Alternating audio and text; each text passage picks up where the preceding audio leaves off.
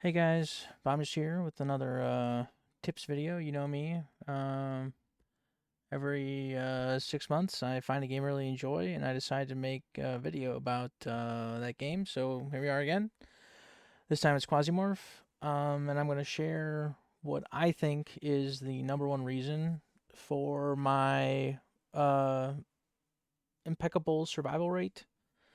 Um, I'm playing on hard difficulty, so I'm not playing on unfair. I'm sure on unfair, I would have died multiple times by now because the enemies have an extra AP on unfair, and it's very hard. But I know that this game is quite challenging, and even on hard difficulty, some people can struggle. So I'm hoping that this can help some people.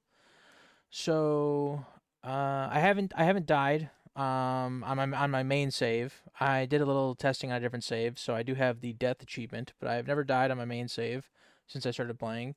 And I think the number one reason for that is what I'm about to show you guys. And it's basically liberal use of destroying walls because it just makes the ability to abuse the AI. Not that the AI is like terrible, but uh, just to exploit how the game works when it comes to engagements. Because of the whole AP system, it's kind of hard to open the door and then take shots at the enemy without getting shot yourself sometimes. And I feel like destroying walls solves that problem. So I'm just gonna go through a little scenario that I just had in a mission that I'm on, and I completely annihilate like 10 enemies with absolutely no consequences or repercussions. And I think it's because I don't try and engage these enemies in this room. I try and find what the best location is for me to destroy a wall to get a line of sight on these enemies instead. So I'm in this hallway in sneak mode. I see these enemies here, and I'm trying to figure out where I want to go. So I'm thinking, do I want to destroy this wall here? Or do I want to try and, maybe destroy this wall here and this wall here and get behind this cover of this little, like, rock here? But then I decide that the best case scenario would actually be to destroy both doors and get behind this red crate. So I should come to that realization in a second. I shouldn't say it's the best one, but I think it's the best. So right here, what I'm doing is I'm blocking this door because I don't want to be flanked without I don't want to be flanked from the south without me having the ability to run away first. So I right click on this door to block it first so that if the enemy does come to this door, they have to break it down. And then I set up to destroy this wall. If you are adjacent to an object, you can shoot over it without penalty.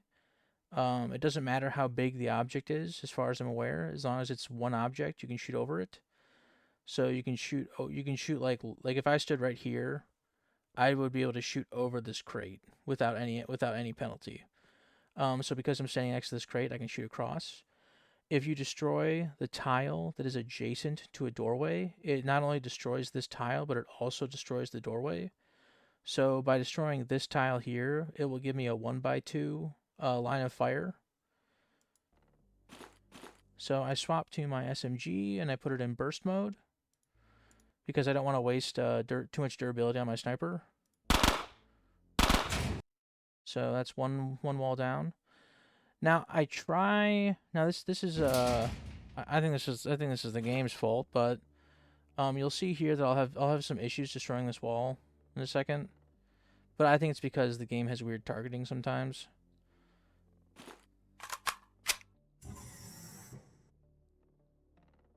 This door opens. I think an enemy was going to investigate the sound, but they think better of it.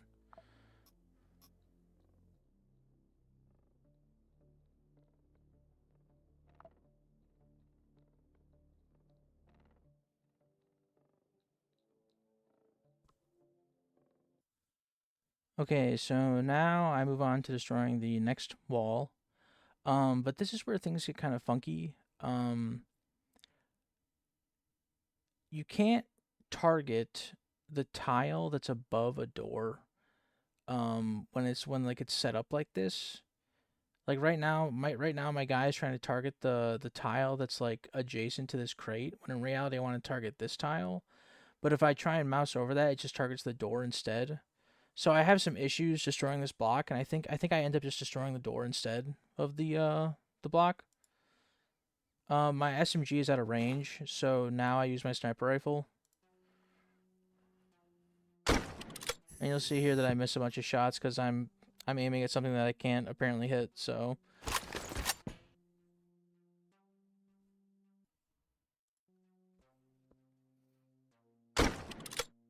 yeah, so my bullets are going into the crate, I think, but even though my line is lined up on that wall, so I just had to go for the door instead.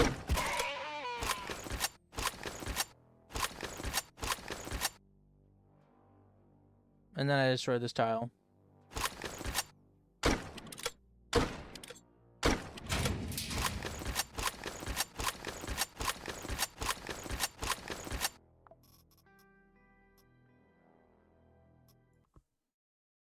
Okay, next thing up is just waiting. Usually when you make this much noise, the enemies, especially when you know they're in the room, they will either come investigate the noise or they will investigate the body. So sure enough, if you watch my food meter, you can see me passing turns. So I wait about like 8. I wait about like 10 turns there. No, like five or 6, and an enemy shows up. So I start shooting.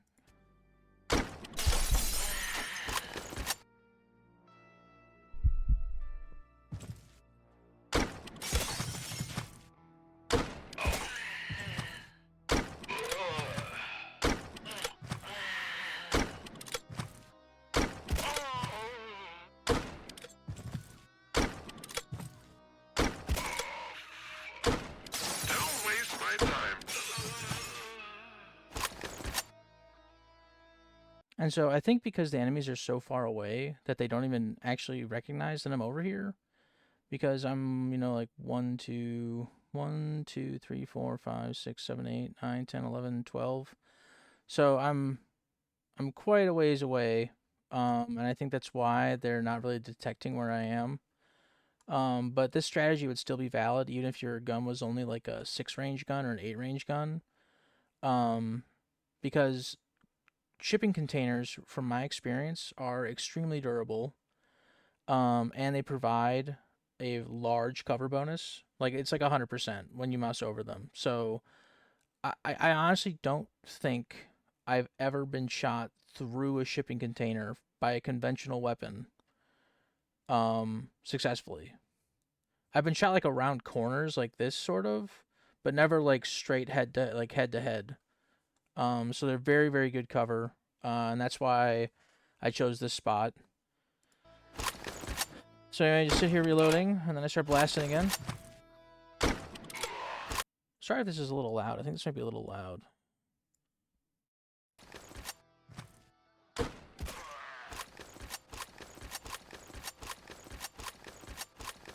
And that's it.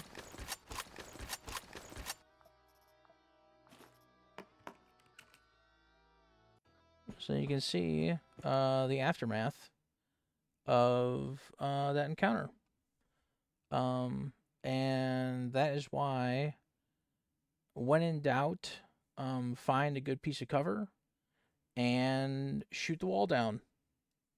You don't need to have a sniper rifle to do this. I think having range definitely helps the most because it gives you the most options of where you can engage. Because if I had like a shotgun, I wouldn't have been able to shoot from here and kill these guys over here. But if you have like a 5-range or a 6-range assault rifle, or if you have a gun that has the collimator on it, I hope I'm pronouncing that right. I think I am. Like the red dot sight that reduces the range damage drop off penalty, you can definitely hit people at 6 to 8 tiles, no problem, with weapons like that, and do damage. And the main thing is like you want to deal enough damage to alert the enemies so they start coming towards you. And then once they get closer to the crate, you can start blasting them, no problem. So yeah, take this information and go forth. Godspeed.